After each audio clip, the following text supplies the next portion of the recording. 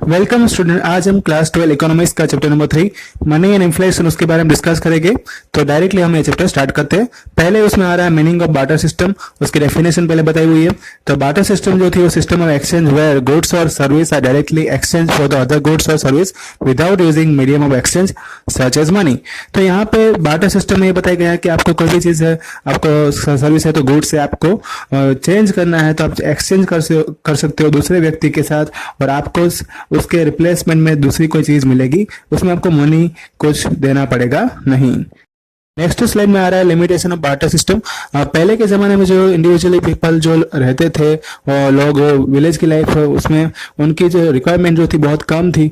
उनके पास agriculture exchange करना होता था और exchange of goods and service वो जो भी थी वो भी सफिशिएंट थी और उनके जीने के लिए। फॉर एग्जाम्पल यहाँ पे दिया है कि कोई भी फार्मर जो है वो वीट कल्टिवेट करता था, उसको स्टोर करता था, और उसके लिए बस उसको स्टोर करने की जरूरत जगह चाहिए होती थी, और साथ में कुछ वेट के जगह पे वो रिप्लेस करके राइस ले लेता था और फिर वो क्लॉथ और शूज खरीदता था।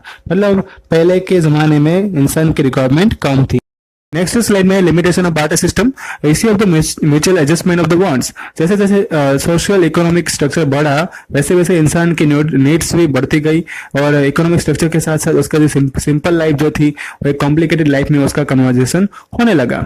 अब जैसे कि यहाँ पे बताया हुआ है कि पहले जो राइस एक्सचेंज करते थे तो उसके साथ में रिप्लेस करके क्या चाहिए था, वीट। लेकिन अभी जो है वो राइस के रिप्लेसमेंट में वीट नहीं चाहिए और वीट के रिप्लेसमेंट में क्लॉथ नहीं चाहिए, और दूसरी साइड क्लॉथ को रिप्लेस करके अब राइस नहीं चाहिए और दूसरा क्लॉथ वाले को घी नहीं चाहिए।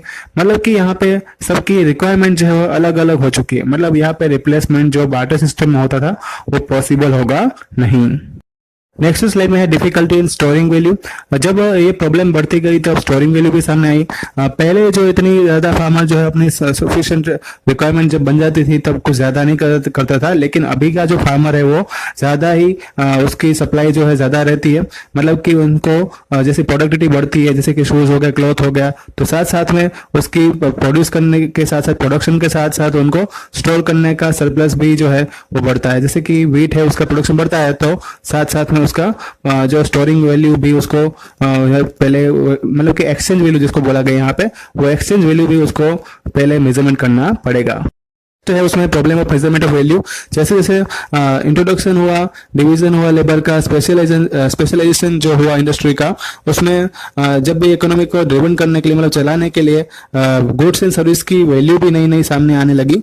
और जैसे कि यहाँ पे एक एग्जांपल दिया, how much textile can exchange for 1 kg घी और how much rice can exchange 1 kg घी। मतलब कि इन दोनों का कंपेरिजन कैसे करेंगे। एक का जो राइस होगा तो आपको राइस, आप कितना राइस बेचोगे तो आपको 1 kg घी मिलेगा।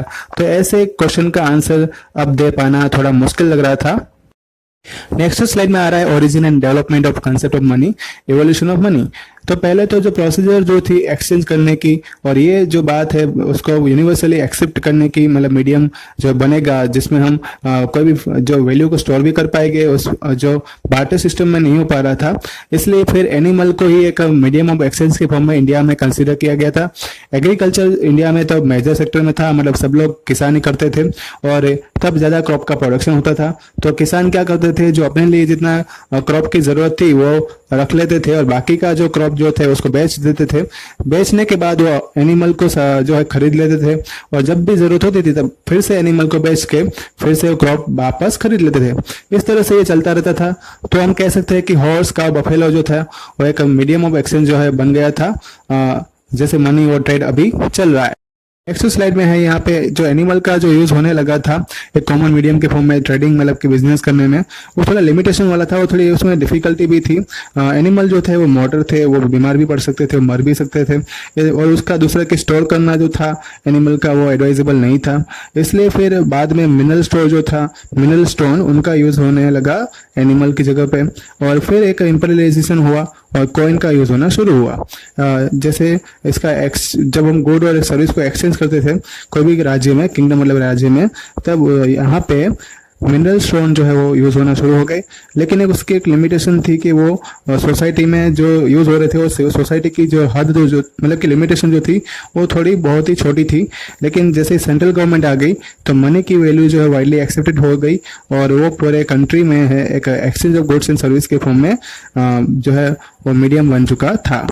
नेक्स्ट स्लाइड में है मीनिंग ऑफ मनी, मतलब उसकी डेफिनेशन आ रही है। तो मार्शल ने उसकी डेफिनेशन दी थी, money is that medium which is used as a medium of exchange without any doubt और investigation regardless of time and place.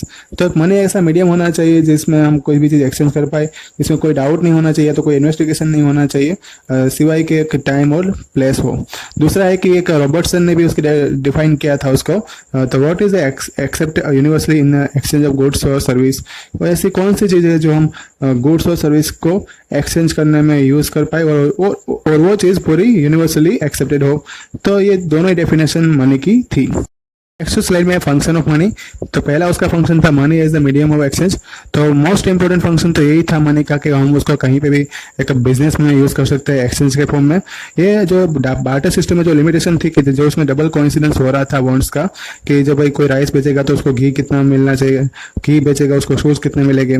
तो ये सब चीजें जो कोइंसिडेंस वाली थी वो इसमें हट गई पूरी, और ऐसे कोइंसिडेंस इसमें नहीं हो रहे थे। और फार्मर जो है वो यहाँ पे मनी के एक्सचेंज में वेट मिल जाता था और वेट के एक्सचेंज में, और दूसरा वही कॉइन के साथ वो फिर से क्लॉथ और घी भी खरीद सकता था। Money as a store of value.